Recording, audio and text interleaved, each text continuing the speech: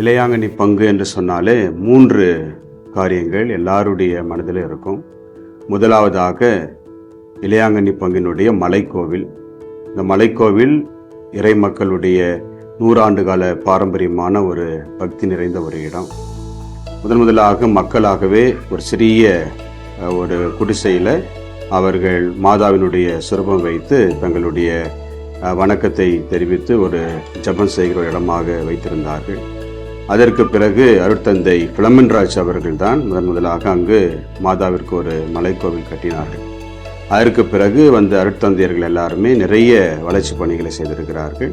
இந்த மலைக்கோவிலில் ஒவ்வொரு ஆண்டுமே ஜூலை மாதம் 16ஆம் தேதி அன்னையினுடைய பெருவிழா, கார்மேல் மலை மாதாவினுடைய பெருவிழா. அந்த பெருவிழாவினுடைய சிறப்பு திருப்பலியும் இந்த மலைக்கோவிலில் நடைபெறும். பொழுது மலை அடிவாரத்திலிருந்து மலை முழுவதுமே மக்கள் நிரம்பி வழிவதை நம்மால் பார்க்க முடியும். இரண்டாவதாக இந்த பங்கை பற்றி சொல்லுகிற பொழுது பாஸ்கா பெருவிழா, ஈஸ்டர் முடிந்த பிறகு ஒரு வாரம் நடைபெறுகிற இந்த பாஸ்கா பெருவிழா அதனுடைய உச்சக்கட்டமாக நடைபெறுகிற ஒளி காட்சி. இந்த ஒளி காட்சியில் 250க்கும் மேற்பட்ட கலைஞர்கள் இதில் நடிக்கிறார்கள். அதோடு 25 மேடைகளில் இந்த ஒளி காட்சியானது நடைபெறுகிறது. இது 113 ஆண்டுகள் கடந்து நடந்து கொண்டுதான் இருக்கிறது.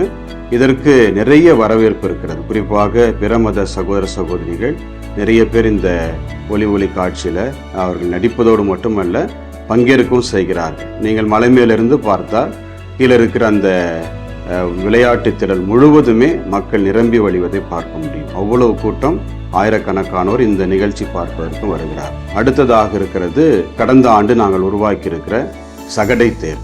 220 கிலோ எடை கொண்டதாக, 2.2 டன் எடை கொண்டதாக இருக்கிற இந்த பெரிய தேர், இதை எல்லாரும் வடம் பிடித்து இழுத்து இந்த பெருவிழாவிற்கு ஒரு மகுடமாக வைத்திருக்கிறோம். ஜூலை மாதம் நடைபெறுகிற இந்த 16ஆம் தேதி ஆடி மாத பெருவிழா என்று சொல்லுகிற இந்த திருவிழாவில் 3 மணிக்கு இந்த தேரானது எடுக்கப்படும்.